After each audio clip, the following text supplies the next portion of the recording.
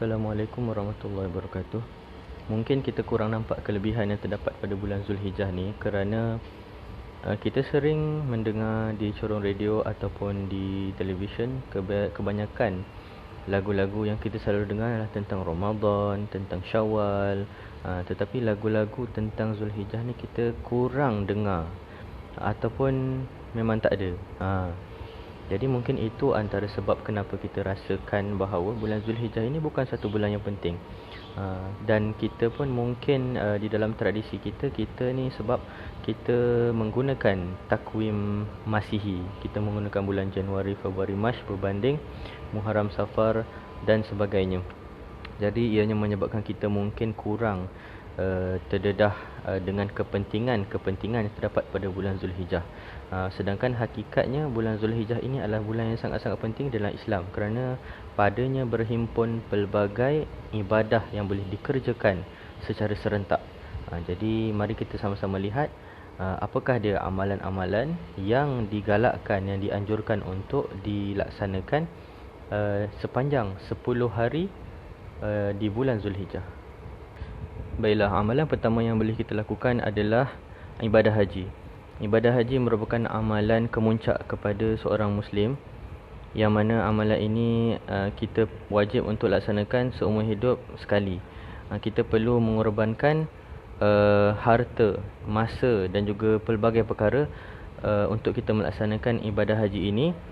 Mengapa ibadah haji ini merupakan kemuncak bagi seorang Muslim adalah kerana di dalam hadis Rasulullah SAW pernah bersabda yang bermaksud sesiapa yang berhaji kerana Allah lalu ia tidak berkata kotor dan berbuat fasik, maka ia kembali seperti hari ketika dilahirkan ibunya. Hadis riwayat Bukhari dan Muslim.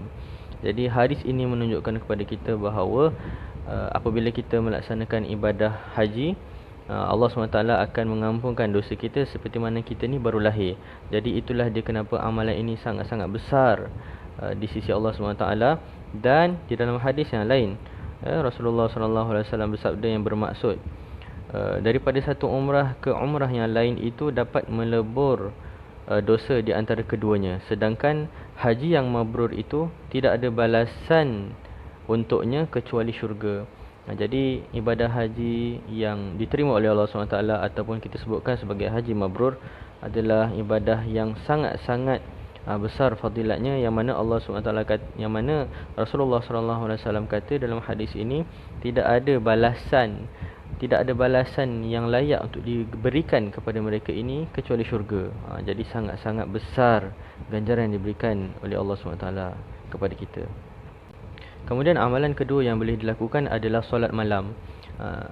Di dalam Al-Quran Allah SWT berfirman wal fajr walayalin ashr wasyaf'i wal watr, yang mana Allah SWT telah bersumpah demi waktu fajar dan juga demi 10 hari, demi 10 malam.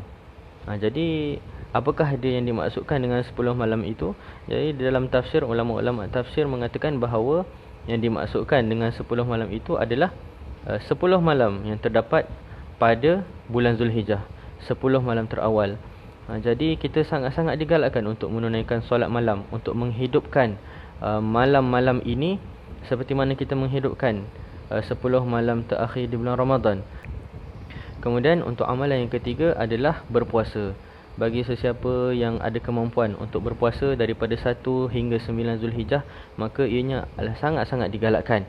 Namun bagi mereka yang tidak mempunyai kemampuan untuk berpuasa daripada 1 hingga 9 Zulhijjah ini, maka anda digalakkan dan sangat-sangat dituntut untuk melaksanakan puasa pada 9 Zulhijjah, iaitu pada hari Arafah. Kerana Rasulullah SAW bersabda di dalam hadis yang diriwayatkan oleh Muslim, yang bermaksud puasa hari Arafah itu menghapuskan kesalahan tahun yang lalu dan sesudahnya. Ini bermaksud dengan satu hari kita berpuasa, dengan satu hari kita menahan lapar, dahaga dan sebagainya, Allah SWT mengampunkan dosa kita setahun sebelum dan setahun selepas. Jadi sangat-sangat besar ganjaran ini. Janganlah kita melepaskan ibadah ini pada 9 Zulhijjah. Kemudian amalan yang keempat adalah solat sunat Aidil Adha. Solat sunat Aidil Adha ini sama je macam solat sunat Aidilfitri. Ianya dilakukan setahun sekali. Dan dilakukan sebanyak 2 rakaat, dan setelah itu perlu mendengar khutbah yang disampaikan oleh khatib. Jadi janganlah kita melepaskan peluang ini setahun sekali untuk melaksanakan solat sunat Aidil Adha bersama-sama dengan para jemaah di kampung ataupun di masjid-masjid yang lain. Dan ianya sangat-sangat dituntut untuk melaksanakan solat ini seperti mana firman Allah SWT, fasalli li rabbika wanhar, maka solatlah kamu dan berkorbanlah. Jadi yang dimaksudkan dengan solat di sini adalah solat sunat Aidil Adha.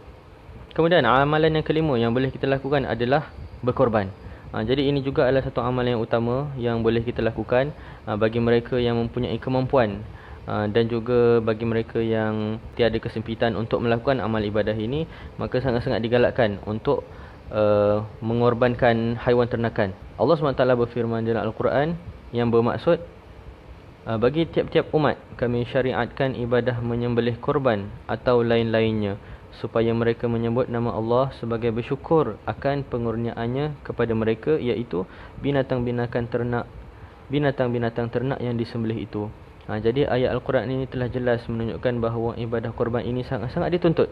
Dan satu lagi hadis daripada riwayat At-Tirmizi yang mengatakan, tiadalah amalan anak Adam yang lebih disukai oleh Allah pada hari korban kecuali berkorban dengan menyembelih binatang.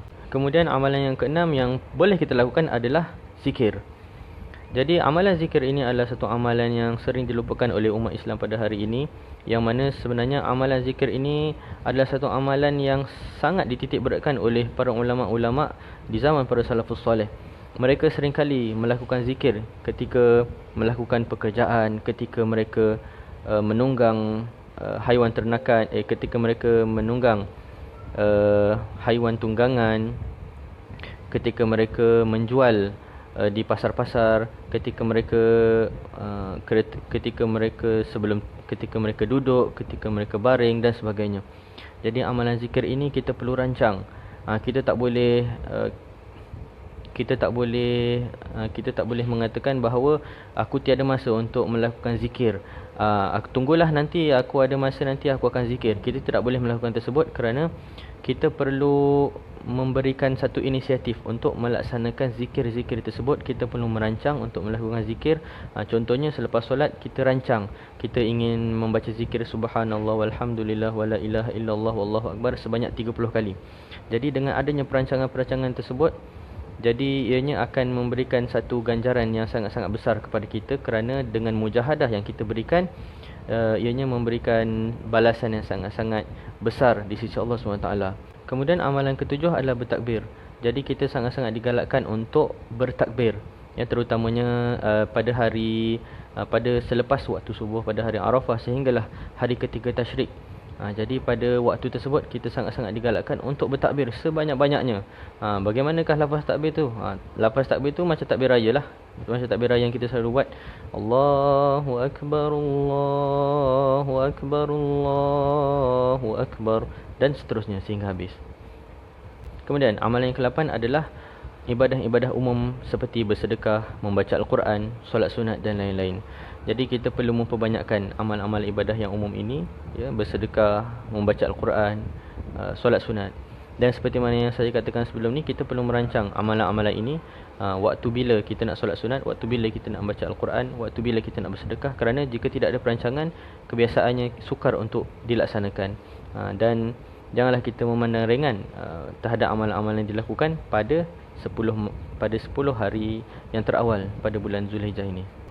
Kemudian amalan yang ke-9 yang boleh kita laksanakan adalah bertaubat.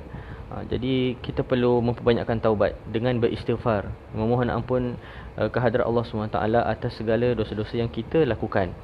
Jadi kita perlu berazam untuk bertaubat, untuk meninggalkan amalan-amalan yang amalan-amalan salah yang sering kita lakukan.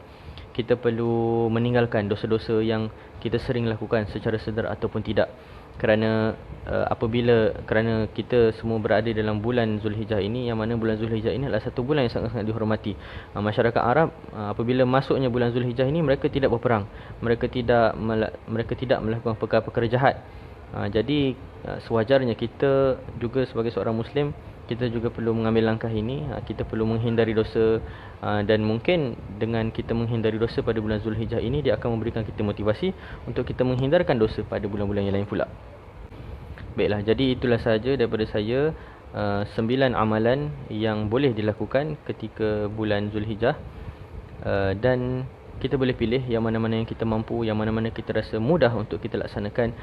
Dan juga janganlah kita merasa berat dalam melakukan amalan-amalan ini, kerana sepatutnya amalan-amalan ini memberikan kita kegembiraan, memberikan kita motivasi, dan memberikan kita keberkatan, memberikan pahala kepada kita. Jadi adalah tidak wajar kalau kita merasakan bahawa amalan-amalan ini adalah amalan-amalan yang berat.